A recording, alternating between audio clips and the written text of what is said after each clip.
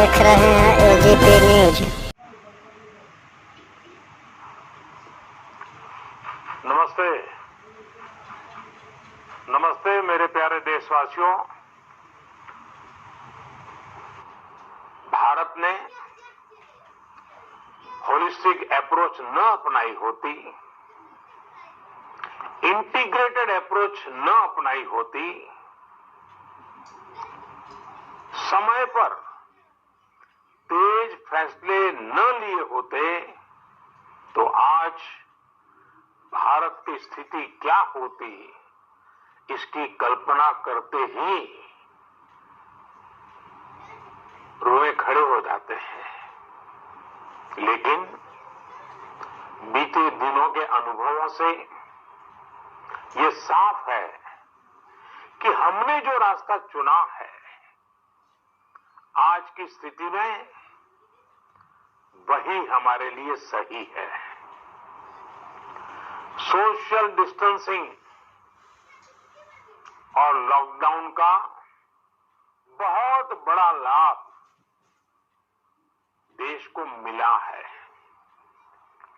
अगर सिर्फ आर्थिक दृष्टि से देखें तो ये महंगा जरूर लगता है, बहुत बड़ी कीमत चुकानी पड़ी है, लेकिन भारतवासियों की जिंदगी के आगे इसकी कोई तुलना नहीं हो सकती। सीमित संसाधनों के बीच भारत जिस मार्ग पर चला है, उस मार्ग की चर्चा आज दुनिया भर में होना बहुत स्वाभाविक है। देश की राज्य सरकारों ने भी स्थानीय स्वराज संस्थाओं की इकाइयों ने भी इसमें बहुत जिम्मेदारी के साथ काम किया है। 24 घंटे हर किसी ने अपना जिम्मा संभालने के लिए प्रयास किया है और हालत को संभाला भी है। लेकिन साथियों, इन सब प्रयासों के बीच कोरोना जिस तरफ फैल रहा है, उसने विश्व भर में हेल्थ एक्सपर्ट्स को और सरकारों को और ज्यादा सतर्क कर दिया है। भारत में भी कोरोना के खिलाफ लड़ाई अब आगे कैसे बढ़े, हम विजयी कैसे हो, हमारे यहां नुकसान कम से कम कैसे हो, लोगों की दिक्कतें कम कैसे करें, इन बातों को लेकर राज्यों के साथ निरंतर चर्चाएं की है। और इन सभी चर्चाओं में से एक बात उभर करके आती है, हर किसी का यही सुझाव आता है, नागरिकों की तरफ से भी यही सुझाव आता है कि लॉकडाउन को बढ़ाया जाए। कई राज्य तो पहले से ही लॉकडाउन को बढ़ाने का फैसला कर चुके हैं। साथियों, सारे सुझावों को ध्यान में रखते हुए ये तय किया गया है कि भारत में लॉकडाउन को अब 3 मई तक और बढ़ाना पड़ेगा। यानी 3 मई तक हम सभी को, हर देशवासी को लॉकडाउन में ही रहना होगा। इस दौरान हमें अनुशासन का उसी तरह पालन करना है जैसे हम करते आ रहे हैं। नए हॉटस्पॉट्स का बनना हमारे परिश्रम और हमारी तपस्या को और चुनौती देगा, नए संकट पैदा करेगा। इसलिए अगले एक सप्ताह में कोरोना के खिलाफ लड़ाई में कठोरता और ज्यादा बढ़ाई जाएगी। 20 अप्रैल तक हर कस्बे, हर थाने, हर जिले, हर राज्य को बड़ी बारीकी से परखा जाएगा। वहां लॉकडाउन का कितना पालन हो रहा है, उस क्षेत्र ने कोरोना से खुद को कितना बचाया है, इसका मूल्यांकन लगातार किया जाएगा। जो क्षेत्र इस अग्नि परीक्षा में सफल होंगे, जो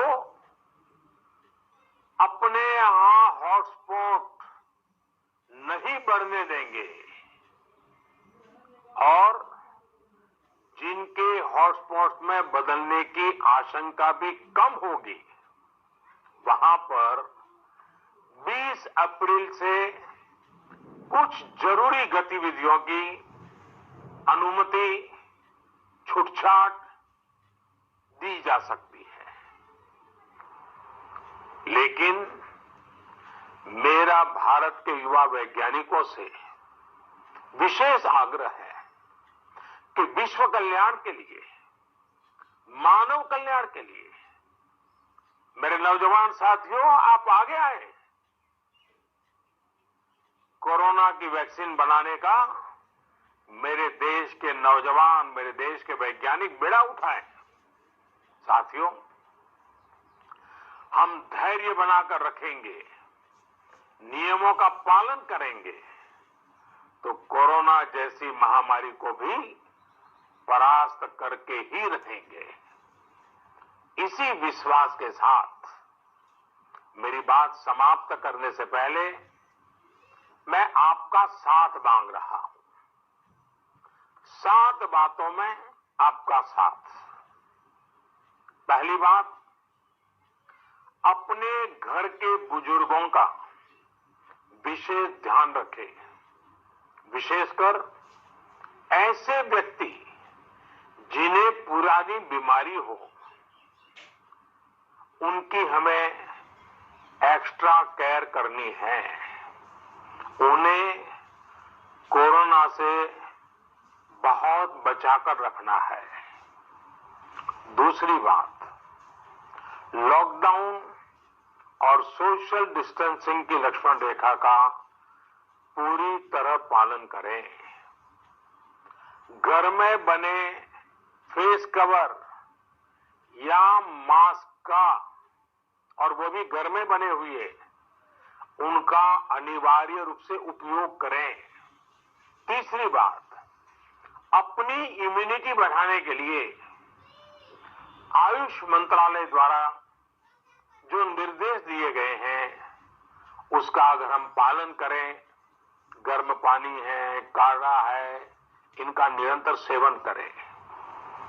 चौथी बात, कोरोना संक्रमण का फैलाव रोकने में मदद करने के लिए आरोग्य सेतु मोबाइल ऐप,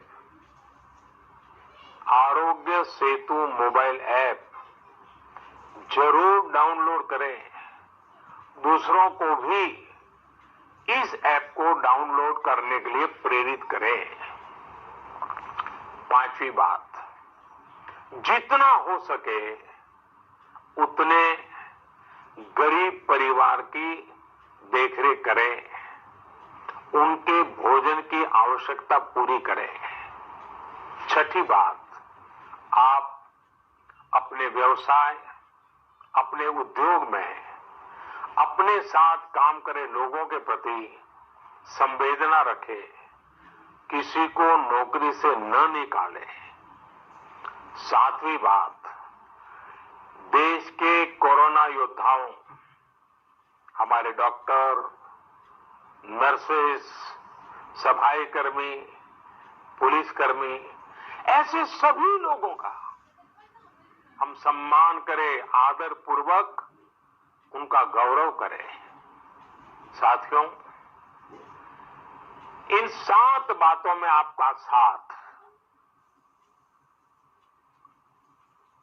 सप्तपदी विजय प्राप्त करने का मार्ग है।